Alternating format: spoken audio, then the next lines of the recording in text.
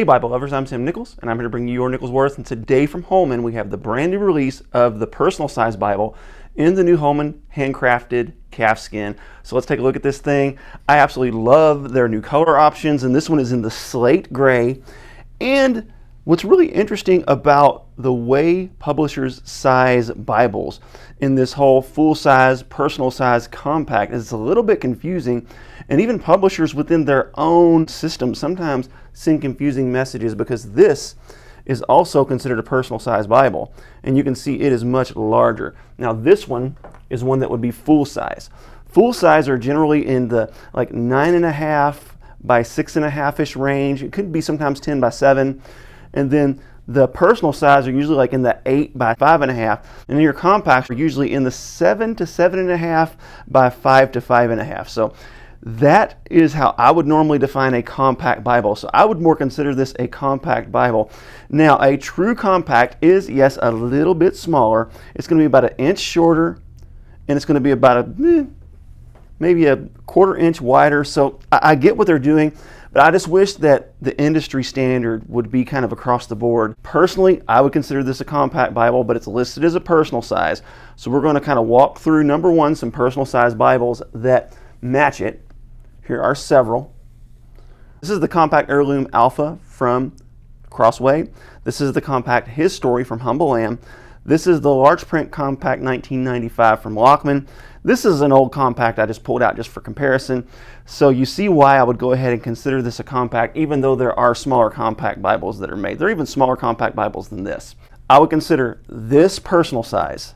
I would consider this full size. And I would consider all these compact. But whether or not that's important to you doesn't matter. Let's go ahead and take a look at the guts of this thing. First of all, I love this slate gray. I've only seen 2 colors in their recent Handcrafted. There are a couple of tan options available. I've not seen those. This is the burgundy. This does come in burgundy, and this does come in gray. I don't think they have this available in any of the tan colors yet. With all that said, I really like this. Now, this one does something the other one doesn't. You can see it's already developing some wrinkles.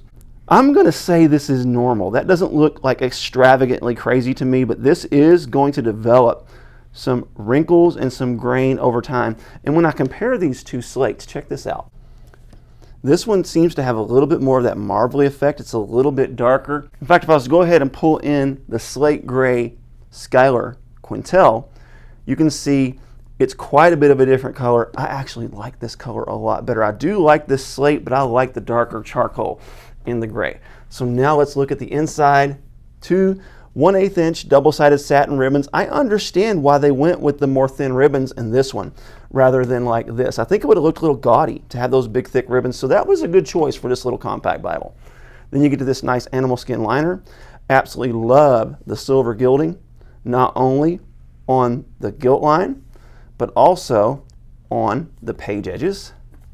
Beautiful. And the spine. Really well done, nice spine, nice perimeter stitching. I'm going to call these fairly decent corners, especially for a mass-produced compact Bible. That, you're not going to get a lot of complaints out of me at all. But when you open this thing up, that's when the beauty starts. Check out that blue. Really gorgeous layout. 2-column. It has bottom notes. There are no references in this. It has red accents. If I remember correctly, this is 30 GSM paper, so it's really nice, premium paper, excellent layout. Of course, this thing, it's going to lay flat in the middle, which is actually pretty impressive for the size of this Bible. But once you get toward the front, you're going to see it start to struggle and want to close on itself. This is a little Bible. This thing is just a little over 7 inches tall and just a little over 5 inches wide. So it's going to be very hard to make this with a lay flat experience. But the gilding is nice on this. There's a couple little spots that are kind of wonky on this. So, you know, that's just part of having a mass-produced Bible. In Allen terms, they would call this a second quality. But I mean, as far as an aesthetic point of view, it's really pretty. And the same on the bottom. Kind of has some wonky gilding there. Has gray head and tail bands, and this is a 7.5 point font. So this is going to be a little bit small. So I'm going to compare it to some other Bibles within its range. Now this is a little bit of an unfair comparison because this one is so thick. When you look at these two, this one is a little bit thinner than this one, so you're going to lose a little bit on the font size. But this one's also single column, and it's also very full. When you look at the pages, so it's a little bit thicker, so you have a higher page count.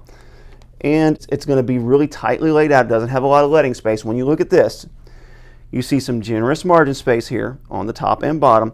You see some nice letting space, but you're giving up and you're sacrificing that font size. This is going to look, if you're familiar with a Pitt Minion, this is going to give you kind of those Pitt Minion vibes when it comes to the font size. Another good example, I don't have a Pitt Minion, but this is the closest Bible I have to a Pitt Minion. It's an old NASB 1995. And you can see the paper is thinner, the experience isn't as good. It's got those references in the middle that makes your columns a little less wide. In fact, let's go to some poetic settings here. And you can see you're going to get a lesser word count here. You have wider column spaces. And then when you get into the prose setting, which let's find some, you're going to see even then the experience is diminished just a little bit.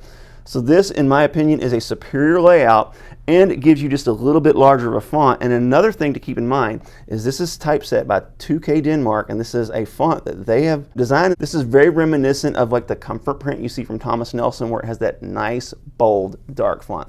Also, this is very reminiscent of the Quintel with the bold, dark font. Whenever you have 2K working on your typeset and your design, you're going to get a nice, bold, dark, readable font, and this is absolutely no exception. This is not difficult to read, but if you have poor eyesight, you're probably going to want to go with more of something like a large print. For example, this, boom, you're going to see a massive difference.